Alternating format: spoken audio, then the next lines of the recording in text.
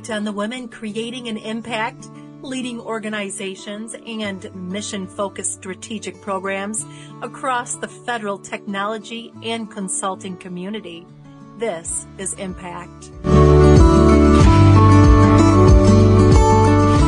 I am being joined today by Solitaire Carroll, the co-director of Veteran Experience Services Portfolio at the Department of Veterans Affairs OIT. Solitaire, thank you for hopping on and speaking with us today. Thank you so much for having me. I'm really excited to be here today. Great. So first, tell me a little bit about what you do over at the Department of Veterans Affairs. Yeah, it's a really great team where we are focused on how you improve the veteran experience.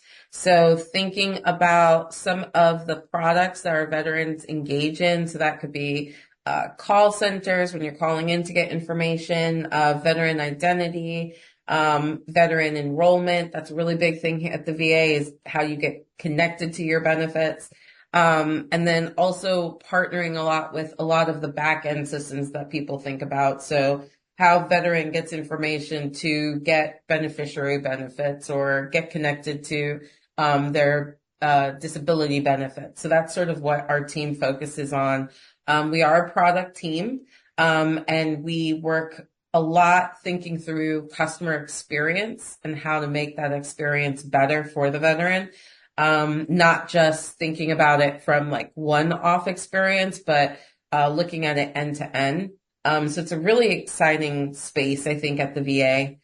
Something that is thinking about things a little bit differently than the VA has done in the past, but definitely a sign of where the VA wants to go moving forward. I like the fact that as I've spoken to a few different people that work in the veteran space, how you guys are really making sure you don't lose the focus of it being really human-centered and not making it super AI techy. Yeah, I think what we're trying to do is, of course the VA is very big. I think the scale of the VA is something that kind of amazes people when they think about it. And we have a lot of administrations. And one of the things that my team is really responsible for doing is saying a veteran should not need to remember if they are asking, like, which part of the VA they're asking a question about. So how do we make it feel like for them that it doesn't matter what part of the VA you're reaching out to or you have a question for, like we, the VA, should try to make this as clean and as seamless and as integrated for the veteran as possible, because you as a person, and I think this is what takes human-centered design a little bit further, is saying like, as a person, you have a need. I'm calling to get help. We shouldn't require you or put such a burden on you to get help. That doesn't make sense. So the way that we approach sort of that human-centered design perspective is say, okay, VA sent me an email. So VA should know they sent me an email. So when I call in asking a question about the email, whoever it is that picks up the phone should be aware of the fact that someone in the VA sent an email, even if it's not their team, and then be able to either answer the question or get you to the person who could answer the question, which is a little different in the way that I think HCD has been sort of leveraged in the past. And that's where you see this idea about multi-channel and like seamless or end-to-end experiences be more our focus moving forward. And that's a big juggling act considering how many veterans you have. Yeah. And all the different reasons someone could call in, right? It's not, I made a phone call. It's like, is it clinical application? Is it a benefit, and the right exam? Ages too, because you've got people that may not really use technology still that would be calling in too. And I think just in general, I think people, what we find is across all demographics, right? I think at any given time we're supporting from age 18 to possibly 85. Yeah. And across all these demographics, tours of engagements, preferences, every age has got someone who's either really tech savvy or really wants to talk to someone on the phone or doesn't want to talk to anyone and just wants to email. Mm-hmm. So it's a fun challenge to always be sort of thinking through. So tell me about your journey. How did you get and find yourself working for the VA? Yeah. So I actually started working in the IT space probably about almost 18 years ago, which is crazy to like do the math on that. And I started off doing more market research, and so like understanding the general marketplace. And I really love the federal IT marketplace and just how you see a lot of great work happens in that space. And then I eventually joined in public sector, supporting health IT at Booz Allen for a few years, Oh, supporting the VA, and really loved the mission, really connect to it. My elder brother was a vet. He was a Marine, one of the first groups to actually storm Baghdad oh, after wow. 2000 and after 9/11.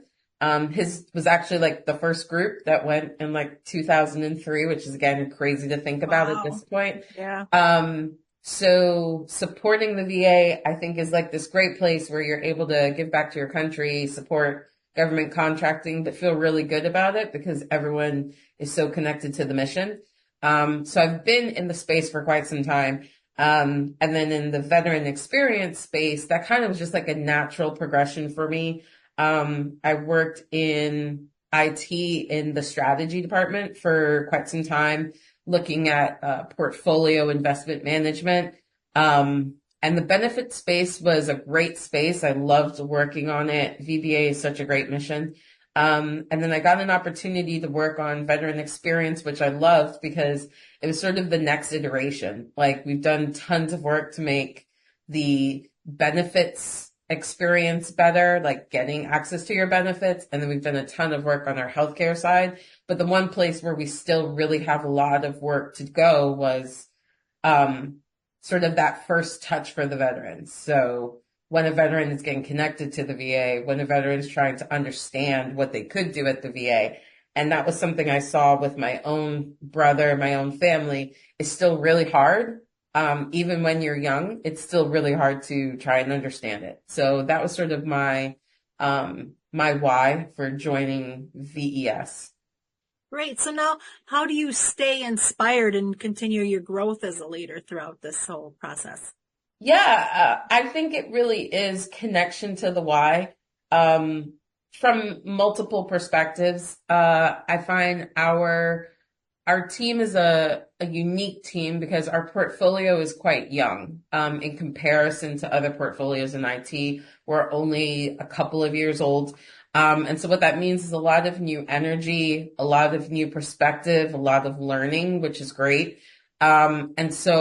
But the thing that I find motivates everyone on our team is everyone came for a reason. It's not a lot of, I would say, sort of legacy, but it truly is everyone's come for a reason. Everyone's joined this team for the reason. And when you hear everyone's reason, that's really motivating. You know, we have people who, their father would have been a PACT Act veteran.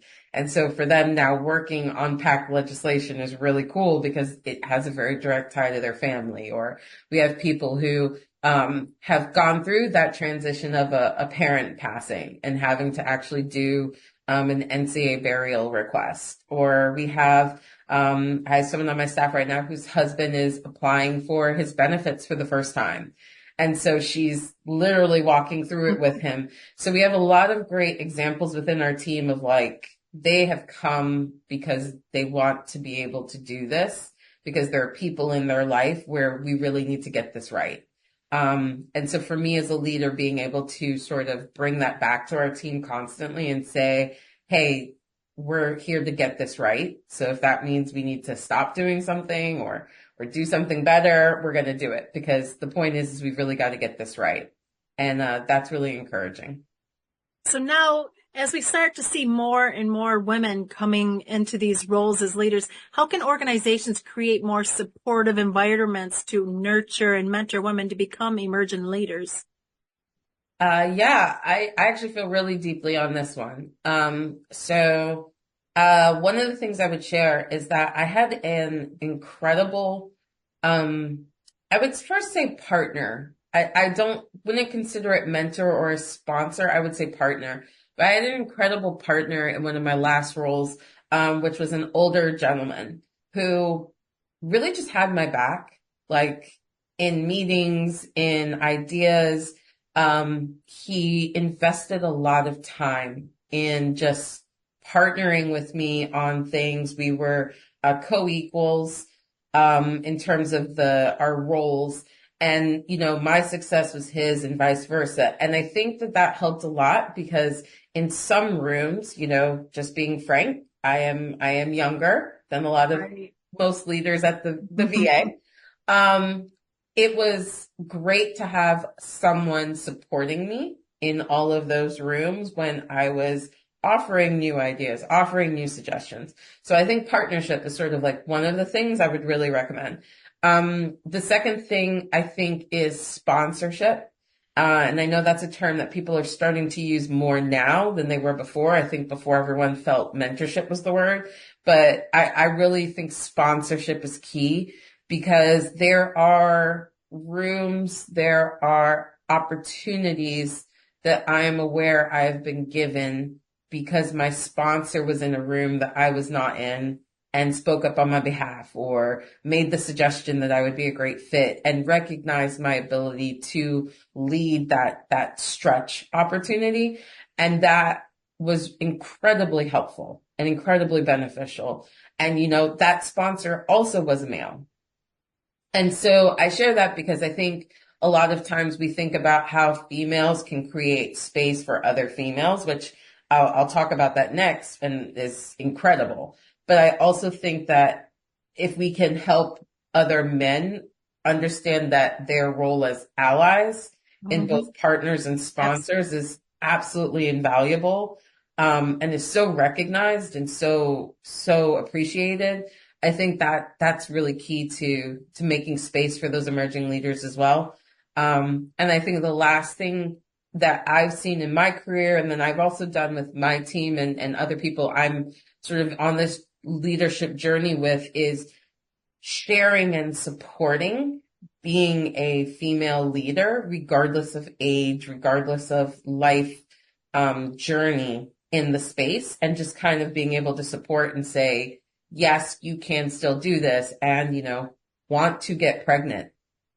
Like, why should you not run a portfolio just because you're a young mom? That Right. doesn't make sense. Hmm. Or you can, want to be a leader and have children at home. Like I have 4 kids, that are young and I'm still doing leadership roles. Or, you've been home with your kids and you're re-entering the workforce and you don't think you're going to have a lot of value.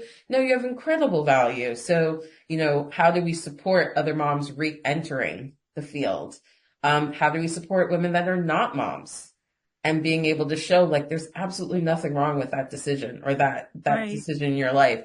But just sort of sharing, I think for females, what I recognize is that, and women in the workplace, like sometimes you need to see someone else has been able to do it and can recognize your unique abilities, regardless of whatever's happened in your personal journey. And that there's still value. And we sometimes just need a little bit of that sort of like, I see you and I validate it and I recognize that I think you're awesome. And I think that that goes a long way as well too. So now looking to the future, what exciting trends or developments in the workplace do you believe will positively shape the future of leadership?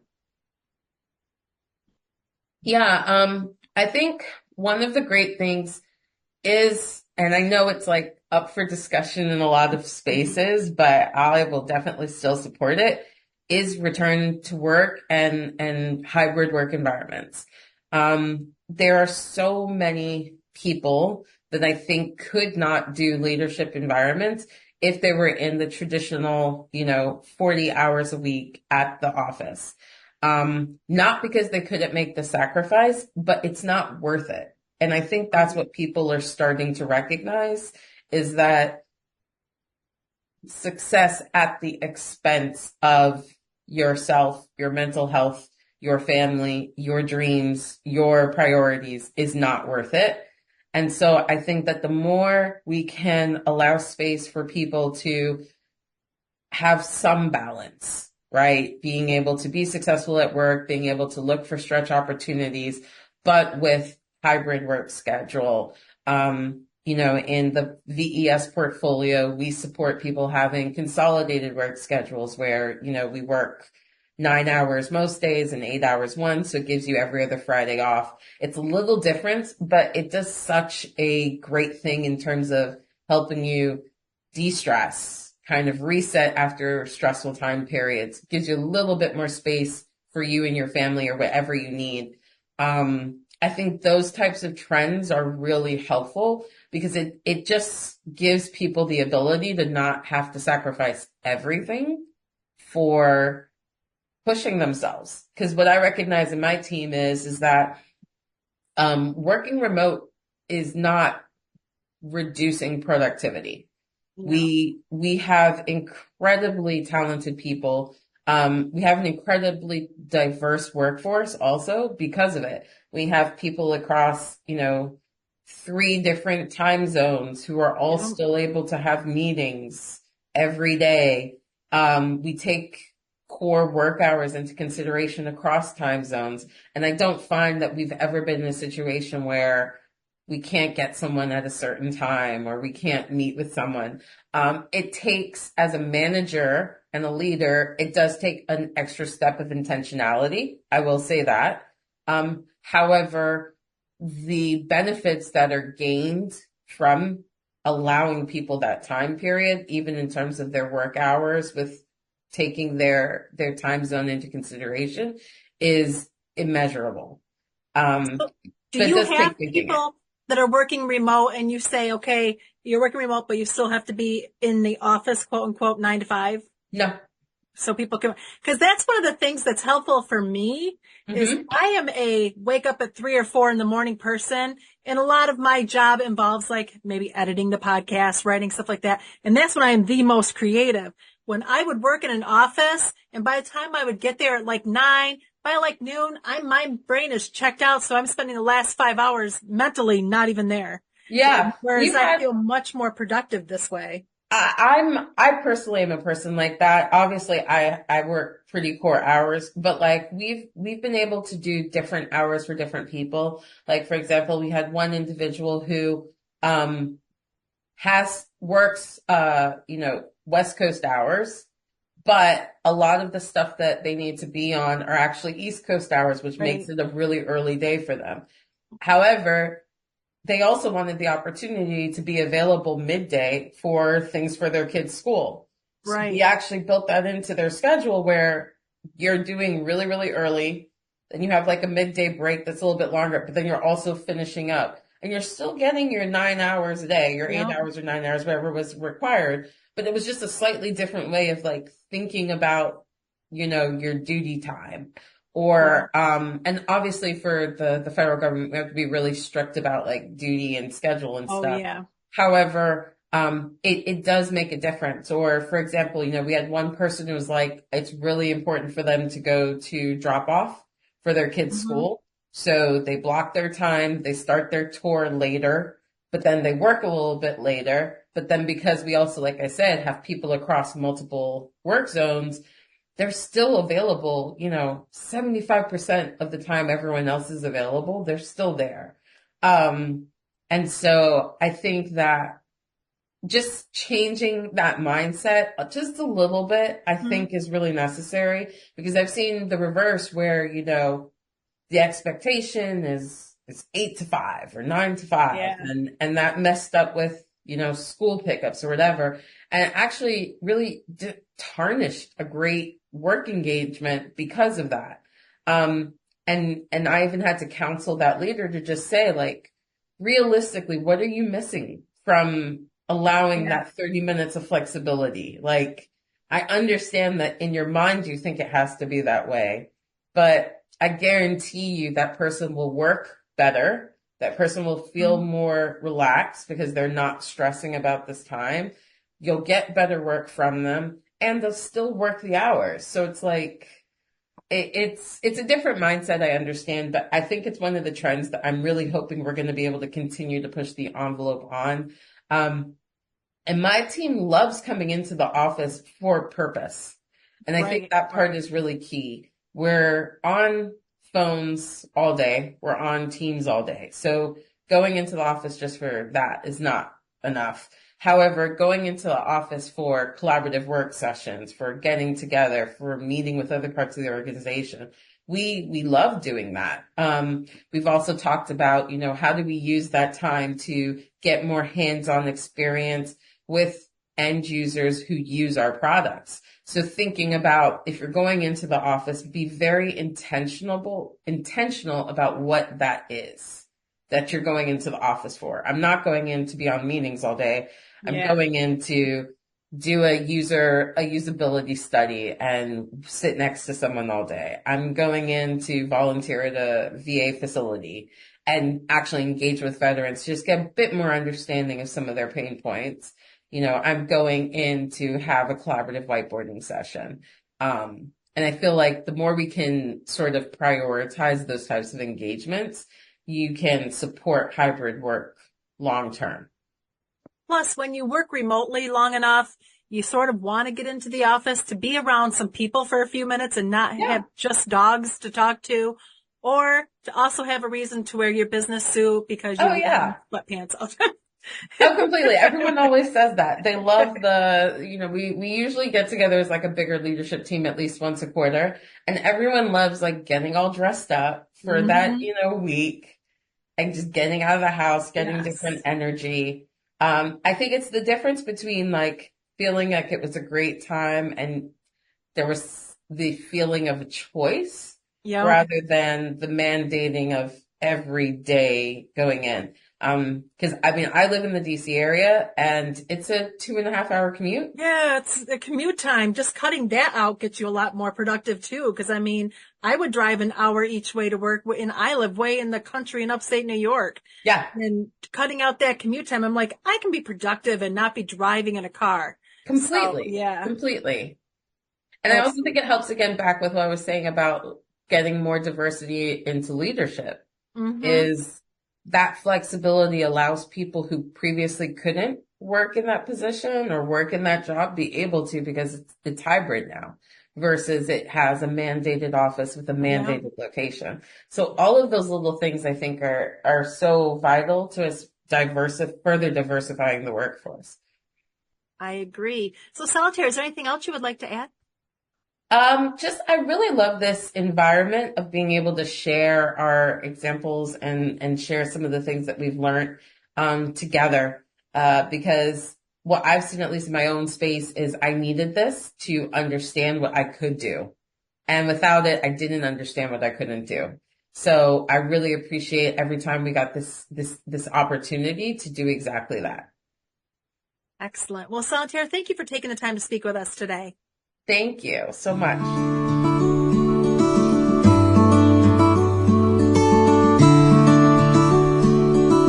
Thank you for listening. Be sure to subscribe to our podcast so you're keeping up to date on the latest episodes, and learn more at govforum.io.